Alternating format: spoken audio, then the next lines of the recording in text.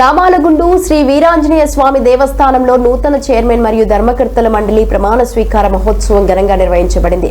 కార్యక్రమానికి ముఖ్య అతిథిగా ఆదం సంతోష్ కుమార్ హాజరై నూతన కమిటీ సభ్యులకు శుభాకాంక్షలు తెలిపారు. దేవాదాయ శాఖ ఇన్స్పెక్టర్ ఆండాలు ఈవో శ్రీనివాస్ ఆధ్వర్యంలో నూతన చైర్మన్ గా కాచం రామును ధర్మకర్తల మండలి ఏకగ్రీవంగా ఎన్నుకుంది. అనంతరం ఆయన ప్రమాణ స్వీకారం చేసి ఆలయ అభివృద్ధి, భక్తుల సౌకర్యాల మెరుగుదలకు కట్టుబడి పనిచేస్తారని తెలిపారు. ధర్మకర్తల మండలి సభ్యులుగా Kailash Arun Kumar, Munnuru Chandu, B Naresh, K Sai Kumar, R Pratap, P Pavan Kumar, Shyamal రమణిలు ప్రమాణ స్వీకారం చేశారు.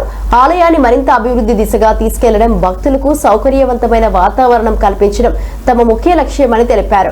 కార్యక్రమానికి స్థానిక ప్రముఖులు, భక్తులు పెద్ద సంఖ్యలో హాజరై నూతన కమిటీకి శుభాకాంక్షలు తెలిపారు. కార్యక్రమం అనంతరం ప్రత్యేక పూజలు నిర్వహించి భక్తులకు తీర్థ ప్రసాదాలు పంపిణీ చేశారు.